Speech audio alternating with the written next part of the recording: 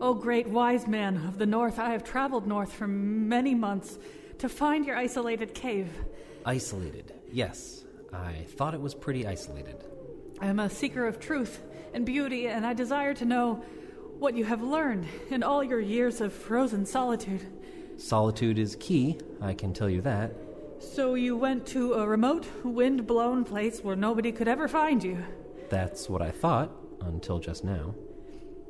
I am really hungry, and that broth smells so steamy and good. May I please have some? I totally would, but look on the side of the package. See, it says single serving, so it's really not intended for sharing. Look, it's been great chatting with you. What's the big rush? You just sit here alone in a cave with a rug and a pot and a fire. You'd be surprised. There are not enough hours in the day for all the stuff I need to do. Hey, look, the Northern Lights. Oh, really? Where? Hey, that wasn't fair. If you leave now, you can get a jump on the traffic that doesn't exist for a 3,000-mile radius. Wow, he was so grouchy. I hope everybody up here isn't like that. How about you, Mr. Polar Bear? See, that's what I'm talking about. He's so happy to see me. He's running right towards me. And now the guy who owns the Dippin' Dots concession up here, Colin McEnroe. Down, boy. Bad Polar Bear. Okay, that doesn't sound like it's going well. And I have to admit, I do not sell a lot of Dippin' Dots up there. All right, so Katie Tolarski and I, for a couple of weeks, have been talking about this idea. And it really, it's either a good thing or a bad thing about our show, that occasionally we do a show about something that really isn't necessarily an accepted and recognized topic. We're not even 100% sure it's a thing, except that the more that we looked at it, the more we talked about it, the more we were pretty sure it was a thing. And it has something to do kind of with the misery a lot of you are in right now, because it's been cold and snowy and icy and wintry here for many, many months. And yet, this is where you live. You choose to live here. You obviously think that there's something important that resides here. And if you were to really go on kind of a more deeper Keatsian journey for truth and beauty and mystery and rectitude and self-challenge, chances are you'd go north. You wouldn't go south. What are you going to learn in the south? Like another Jimmy Buffett song. So that there's something that we value here, and it's more than, well, actually, before I prattle on here, the New York Times was nice enough to assign Karl Ove Knausgaard, whose name I probably just mispronounced, the gloomy and very amusing Norwegian writer, to be kind of a de Tocqueville and come to America and to the New World, really, and write a cover piece, a travel piece, which he had a great deal of trouble writing. But at one point, near the beginning of the piece, he's in Greenland, and he's sort of thinking about the Scandinavians who came there 1,000 years ago and created their little settlement. He's about to visit their little settlement. He does visit their little settlement, I think, in the northern tip of Greenland when he writes this. In front of me lay a world so beautiful and so cruel that it numbed my senses. The vast expanse of the sky, the dark blue ocean beyond, beneath the pale blue sky, the islands in the distance, the sheer cliffs rearing up from the water, and then the strip of land that could be glimpsed to the north, which had to be Labrador. It was completely silent. I stood there without moving for a long time, looking out to sea. The silence did something with the landscape. Usually something is making a sound. The wind sweeping across the land, whistling past every ridge or rise it encounters. Birds squawking or chirping, and the sea, the constant soughing, night and day that sometimes in a storm turns into roaring and hissing. But everything was still. All sounds belong to the moment. They are part of the present, the world of change, while the soundless belongs to the unchanging. In silence lies age. So that's Karl Ove Knausgaard brooding about and sort of turning his very, very Nordic and North-oriented sensibilities on a very North-oriented scene. And it sums up a sensibility that I think a lot of us do have. And maybe it does help answer that question. What are we doing here in places where snow and sleet and wind define 1/3 of the year? I think we have a sense that profundity of intellect and spirit form an invisible curtain in the northern air. And when we crave a kind of mystery that humans can't make, we go farther north to the solitude and the auroras. Quick, you picture that wise man living in solitude you heard in the introduction. He's up on a mountaintop, right? Surrounded by cold air. When Superman wanted to get contemplative, he doesn't head for the Florida Keys. His fortress of solitude is in the Arctic. And Thor is hosting Saturday Night Live this weekend. I'd just like to point out the actor who plays Thor. Today on the show, we're talking about something that only scarcely has a name. We're calling it Northmanship. It's an aesthetic, but it's so much more than an aesthetic. It's something very primal. When we started looking for guests, we found that potential guests either knew right away what we were talking about or they had no idea what we were talking about. So we wisely booked the people who right away knew what we were talking about. Those people include Michael Robinson, author and associate professor of history at University of Hartford. He writes a blog about science, history, and exploration called Time to Eat the Dogs. I assume that's an Amundsen. Is it an Amundsen joke there? Time to Eat the Dogs? Yeah, it wasn't. The quote's not from him. It was actually a guy named Lawson. But yeah. Amundsen, of course, in his race to the pole, one of the things he figured out is if you eat some of your dogs, you don't get scurvy, and you can keep going. Scott, being a sentimental Englishman, would not eat his dogs. That's correct. Yeah. He froze to death. All right. I just wanted you to know I got that reference. All right. Joining us also, Lou Anne Rice, author of more than 30 novels, including 22 consecutive New York Times bestsellers, and also with us, Mary Erlander, director of Arctic and Northern Studies program at the University of Alaska at Fairbanks. She's a professor of history. So, boy, do we have the right guests. And actually, Lou Anne Rice, I'm going to bring you onto the air right now along with Mary. And Lou Anne Rice, maybe you can kind of get us going. You did something that I think you didn't even really plan all that carefully. You recently found yourself in Norway, and then suddenly the Arctic beckoned. Can you just quickly tell us that story of what you did?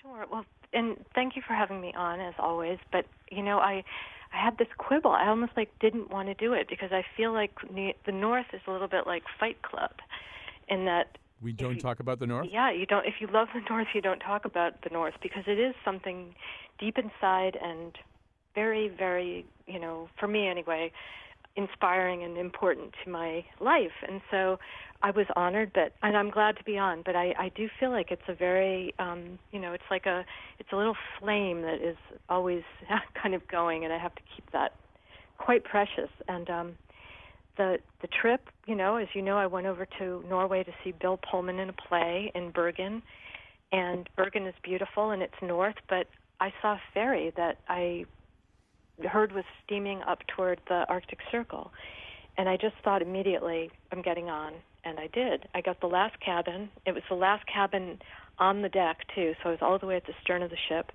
and we went north. We went through the fjords. I'd never been, and it was profound, and I did see the Northern Lights.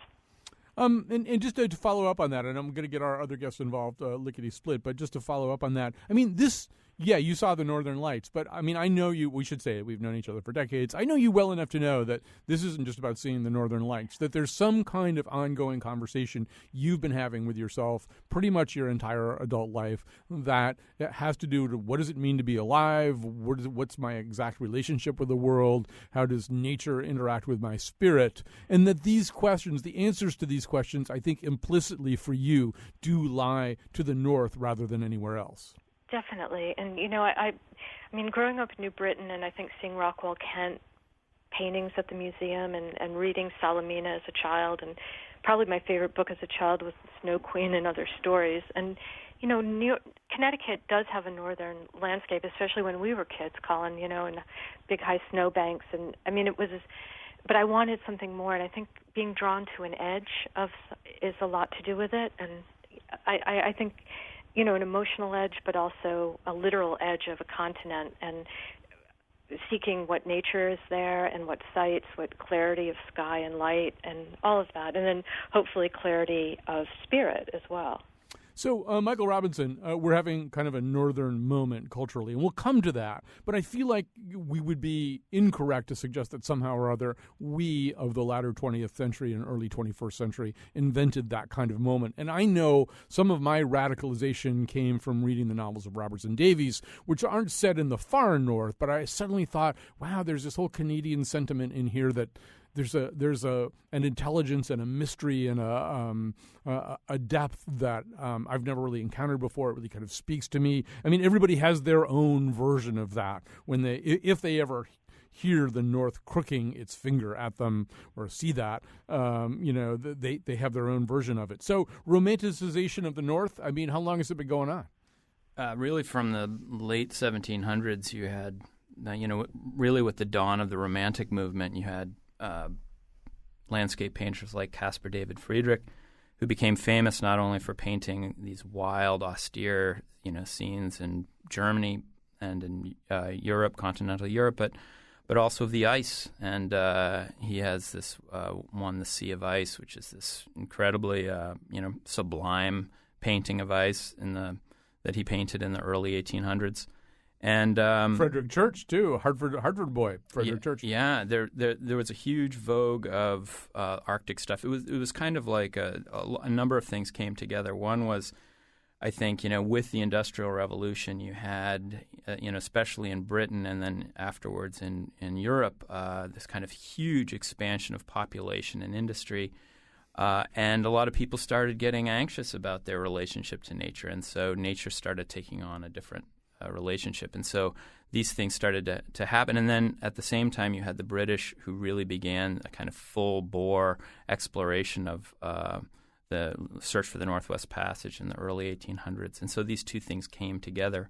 In fact, Frankenstein is actually set in the Arctic. People kind of forget the fact that Dr. Frankenstein is recounting all of his tales of the monster up on the deck of an Arctic ship. We'll come back to that. But Mary Erlander, once again, director of the Arctic and Northern Studies program at the University of Alaska.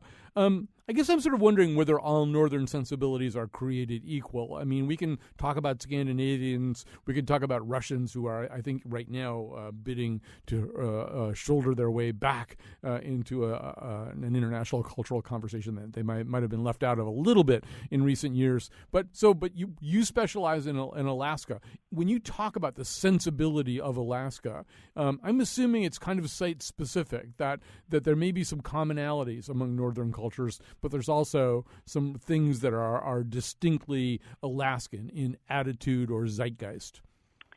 Well, yes, I think you're right there. There's no question, although I do have to say I don't entirely specialize in Alaska.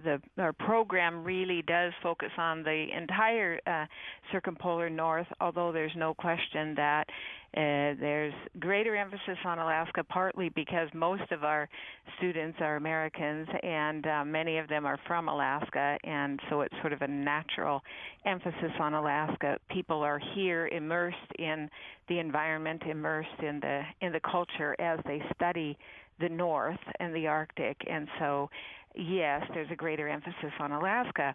But then to your point about similarities and differences, we certainly, the reason that the Arctic and Northern Studies program was launched, actually it was launched as a Northern Studies program in 1992 at the end of after the fall of the Soviet Union, and that wasn't a coincidence. That was a new era when one could conceive of the circumpolar North really as a region, and when communication opened up and indigenous peoples could talk with one another, collaborate with one another. Scientists from east and west could collaborate with each other, and there was a lot of excitement about recognizing our common interests, our common concerns, and so on. And so, yes, there are many, many commonalities, and yet we are distinct in the various regions. And I would say that one of the sort of aspects of the North that resonates especially deeply in Alaska is the notion of the frontier, and that is that's sort of a contested notion, and it's a controversial notion because on the one hand it connotes sort of a rapaciousness that people come in, colonialism coming in and extracting resources and getting rich and taking those resources south and so on, and never mind the people who have lived here since time immemorial.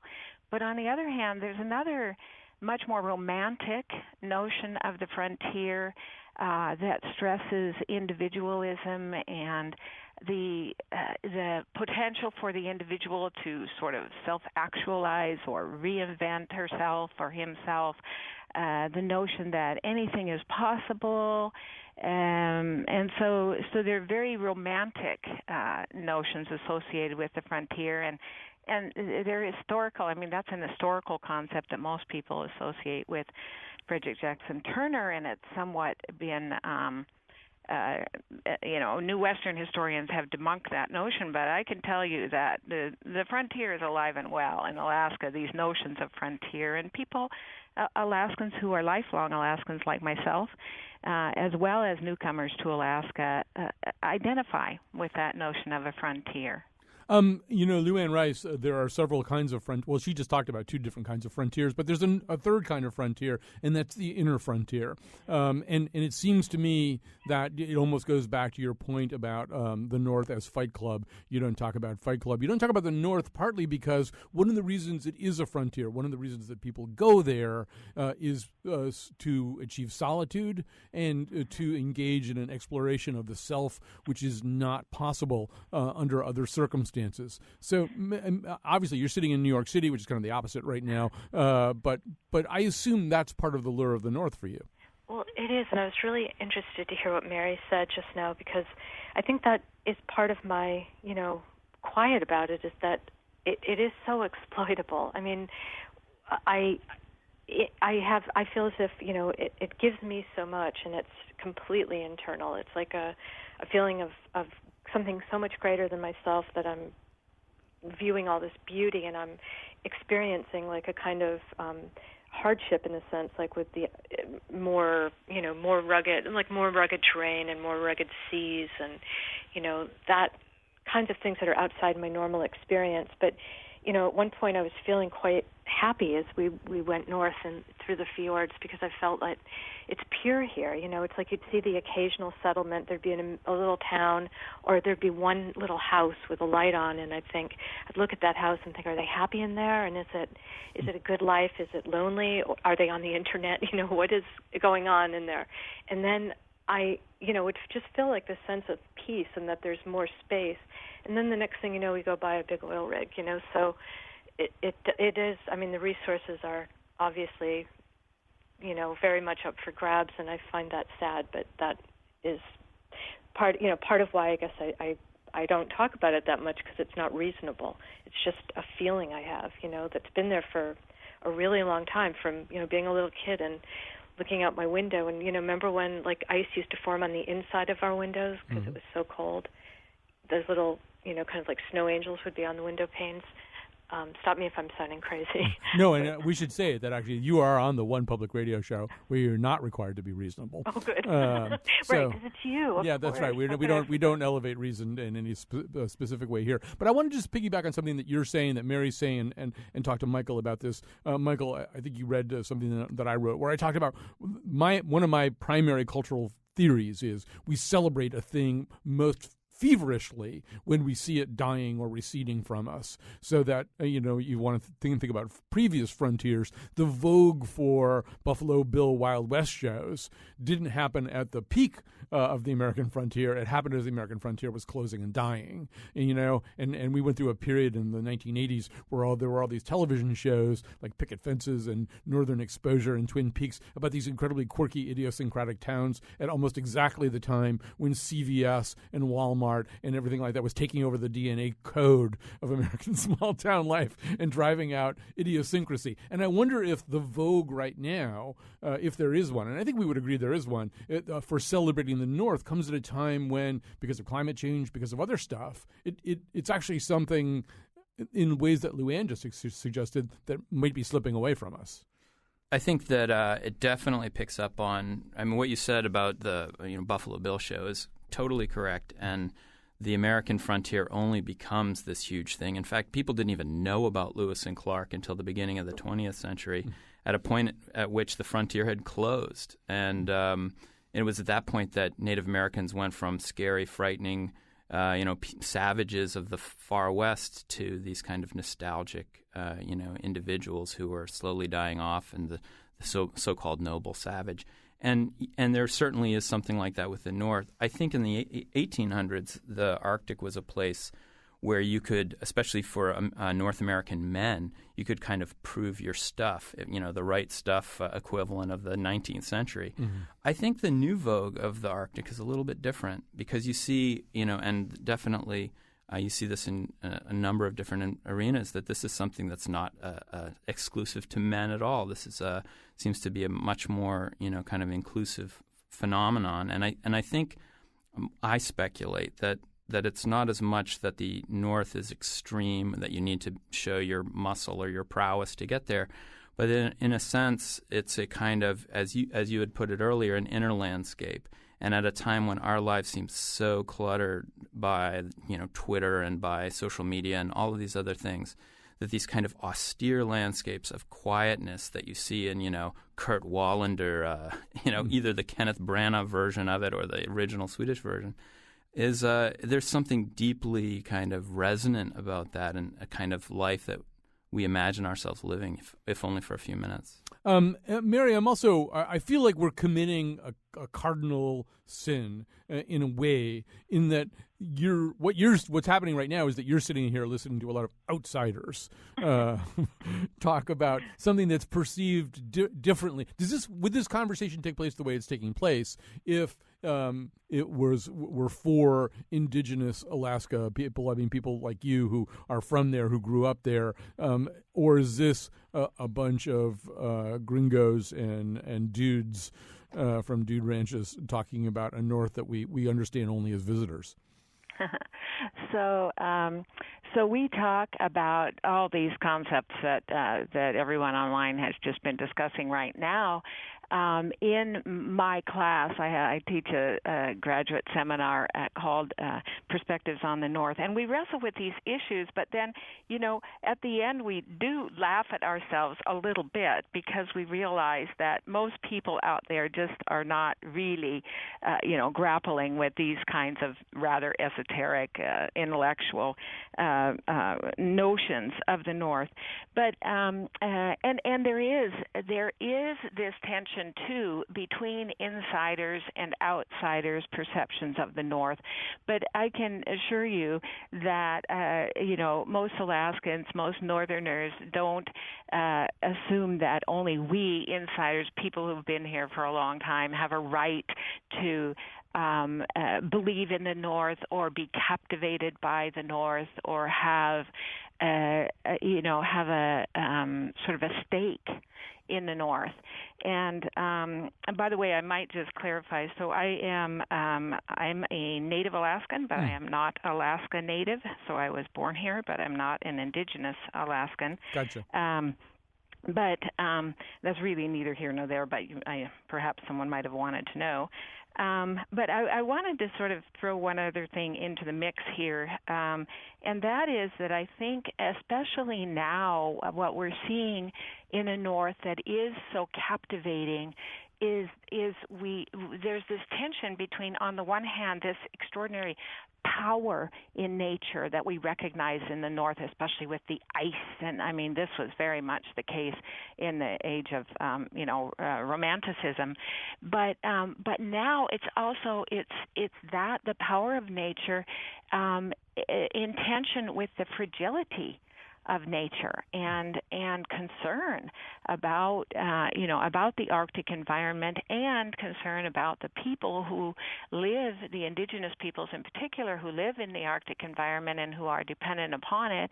And then, of course, from there we go to the fact that what's happening in the Arctic is the Arctic is the canary in the coal mine, right, for what's going on, what's coming elsewhere. So I think that's really an interesting sort of tension or contrasting images of the North, this notion of powerful nature and yet very fragile nature, and it's so vulnerable to, in particular, to the actions that human beings take.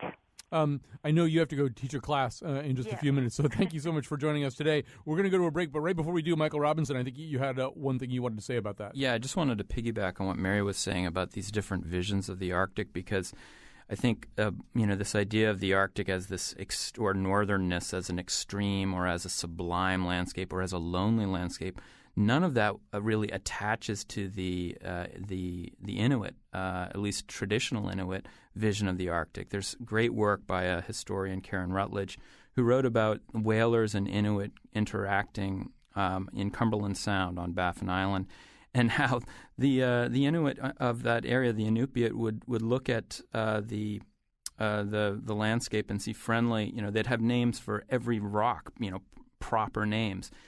Because they're a nomadic people, they would view travel as home rather than a domicile, and that they viewed the most extreme seasons, the winter and late fall, as a kind of happy time, because during this time they could actually travel on the ice, and hunting was really good. So, they had a totally different vision from, these more southern latitudes where we think about these places as scary and extreme. All right, we're going to take a quick break. We'll come back with more Lou Anne Rice, more Michael Robinson. We're going to talk we'll talk a little bit more about the cultural moment that the North is having. Don't forget, Legos are from Denmark. As strong as an oak, as quick as a thunderbolt, to adventure he'll rise. The northern boy can be gentle as a lamb, and just like a sheep he will follow you whenever he can. All right, we're back. We are talking about what we, for want of a better term, we call Northmanship, although that's a little gender specific. We need something better. Northpersonship doesn't sound that good. And so we're really kind of talking about what it is that we value. Why do we all live here? Why, you get emails all the time from people telling you it's 72 degrees in Charleston, but you don't want to go to Charleston, or you might want to go to Charleston for the week. But somehow or other, here is where you want to be. You wouldn't want to be without the cold and the snow. And really, when you think about some of the higher values, you think north. And this is really now very heavily reflected in our culture.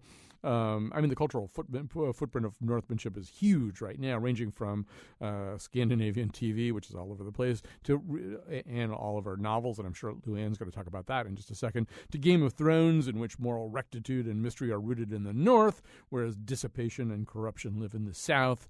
And even, you could say the lumbersexual aesthetic is kind of an evocation of that same mystique, maybe an expression of yearning and wistfulness for something that's actually vanishing.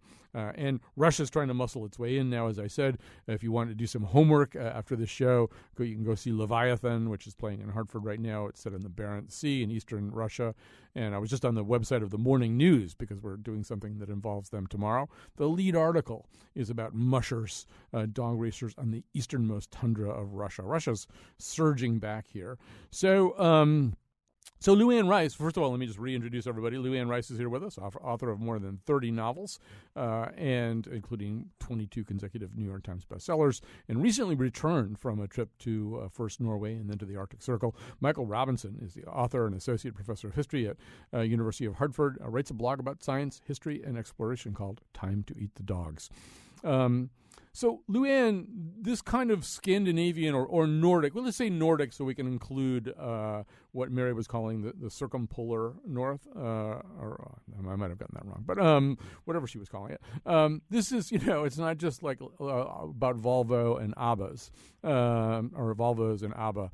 I got that backwards. This is sort of a really kind of multidisciplinary aesthetic uprising, and I'm assuming that you, as a writer, feel very much the pressure and the influence of a lot of these Nordic writers. Who's speaking to you right now?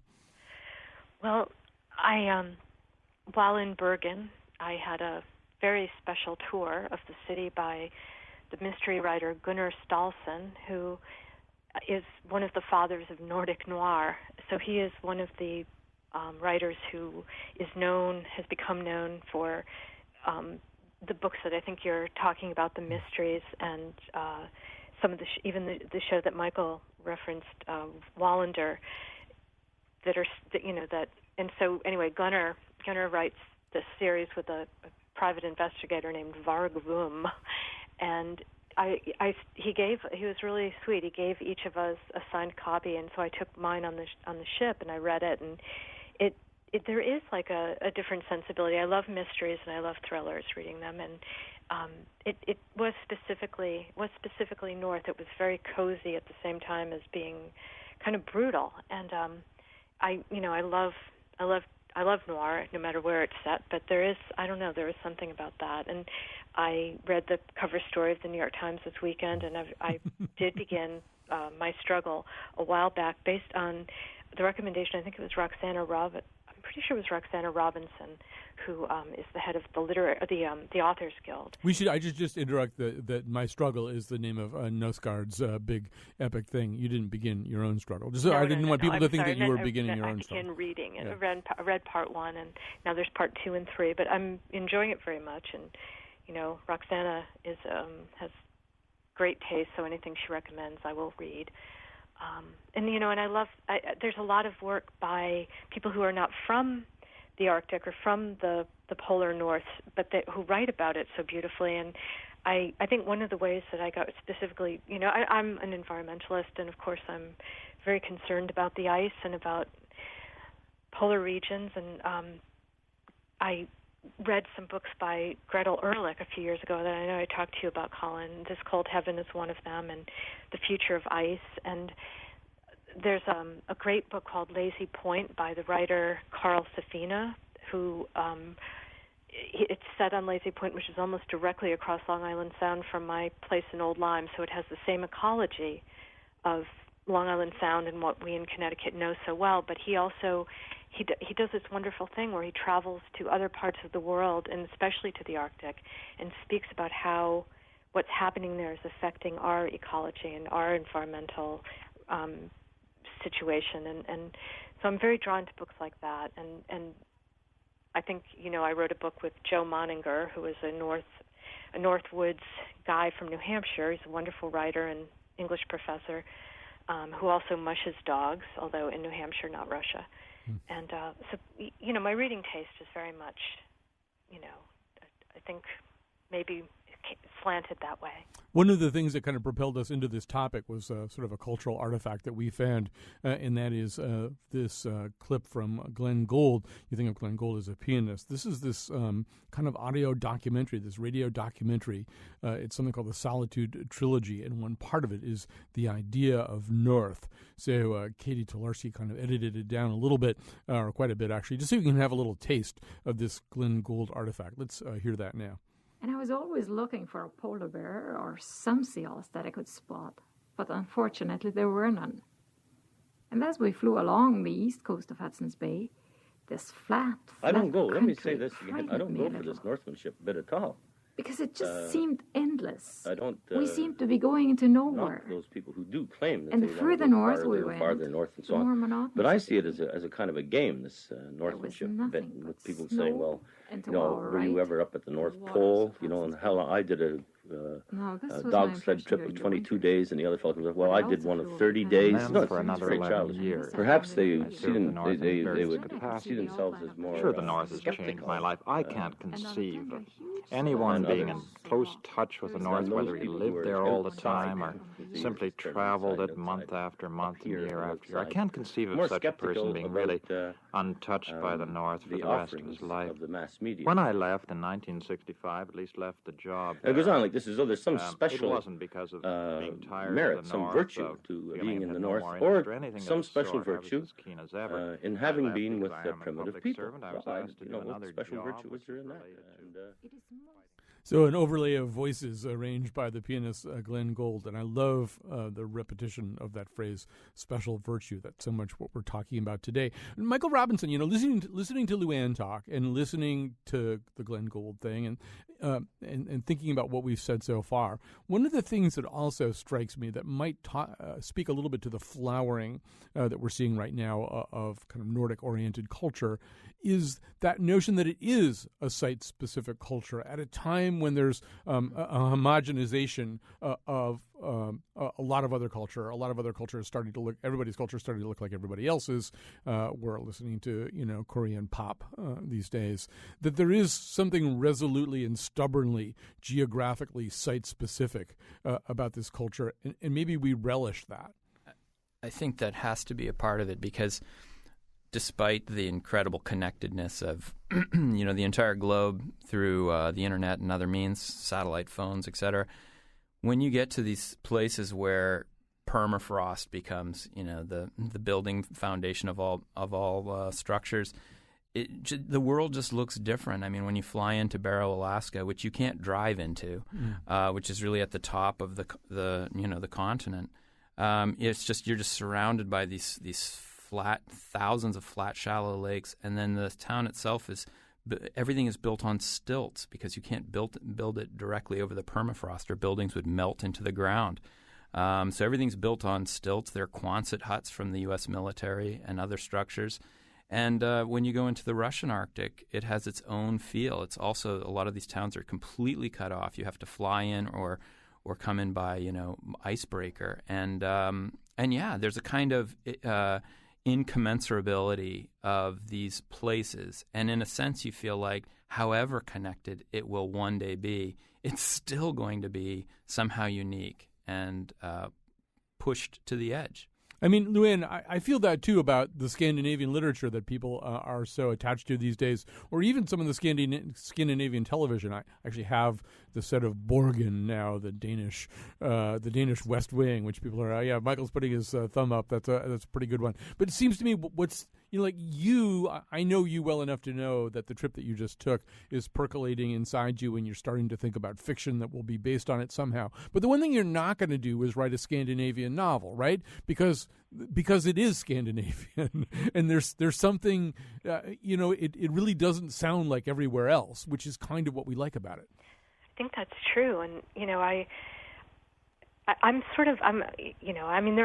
want to say this, that there are a lot of places that I love and that draw me, including Charleston, which you mentioned, and including, other more southern and totally different places.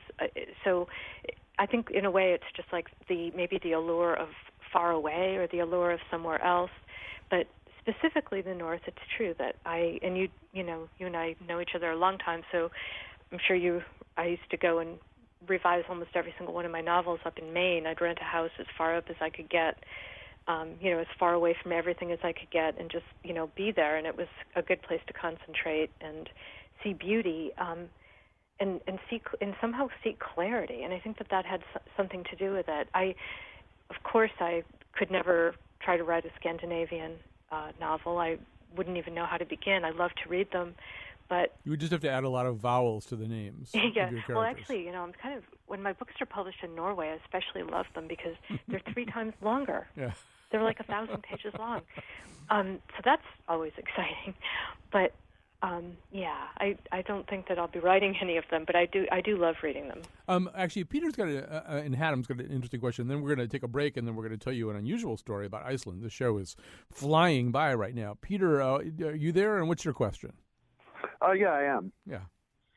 No, I was just Gould had Asperger's syndrome, and I always wondered about how the Asperger's syndrome affected his concept of the North and his love for the quiet and the isolation. Well, I think it's a great question.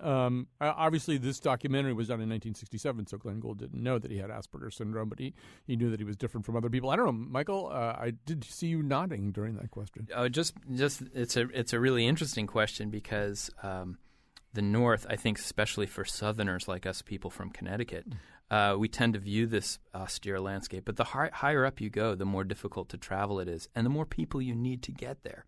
And so the explorers who went up, and even people from the Hudson Bay Company and others, they had to go with huge amounts of provisions, with people, with dogs, with women to sew the sealskin suits that they wore. I mean, these were massive expeditions in some cases. And so even our idea of the kind of lonely, go-it-alone North is kind of probably the last place someone who suffers from social isolation syndrome should go. All right, we're going to grab a quick break here. We have just enough time to tell you an amazing story from Iceland. Iceland, which seems to be especially, you should pardon the expression, cool these days. I even know somebody who's getting married there. Don't matter today, where I'll always stay, my home in the North.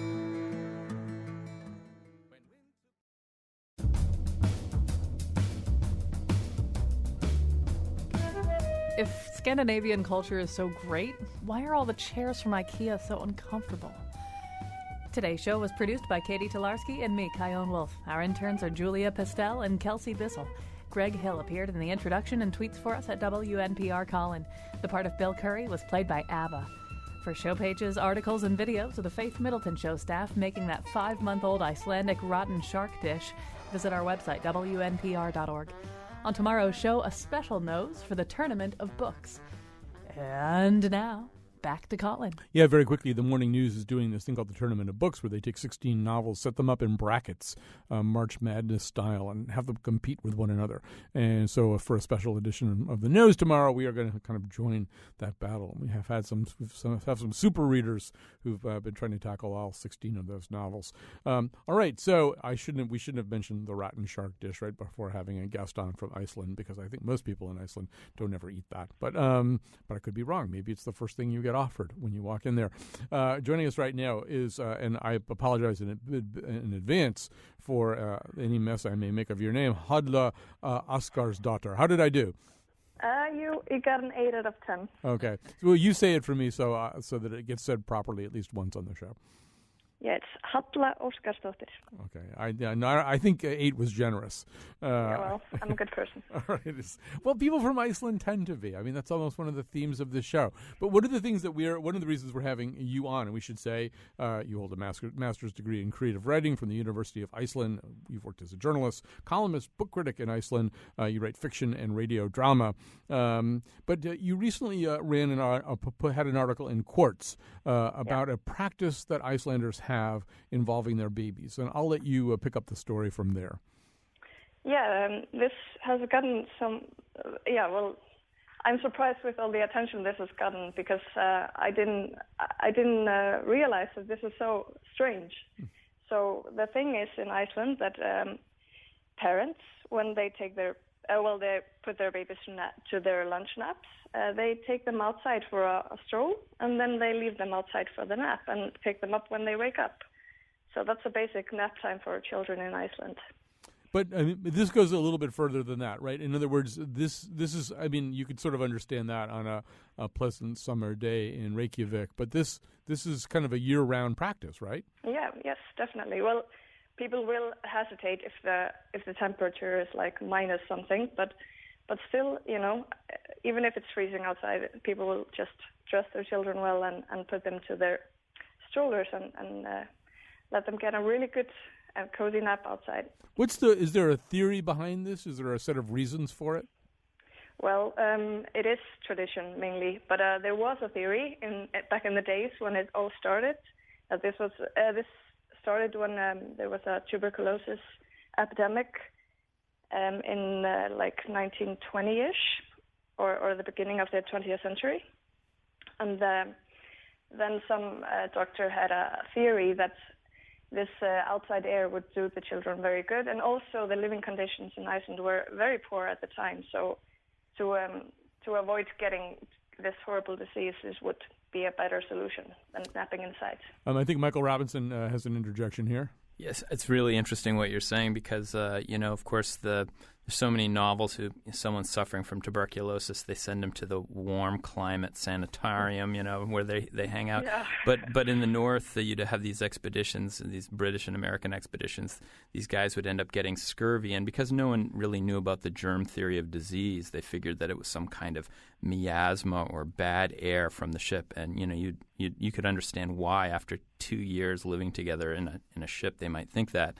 So these oftentimes the commanders of these expeditions would get the guys outside playing football on the ice in the cold air as a kind of rejuvenating thing.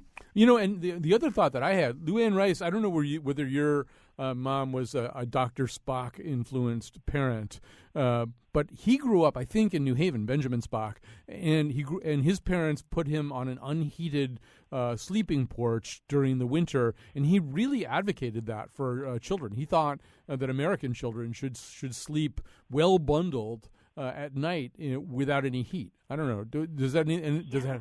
my mother was a Dr. Spock mom, but when I was hearing the story about the Iceland, about the babies, I had that immediate thought, like, we slept with our windows open in the winter. It was very normal to have a lot of fresh air in the house at night.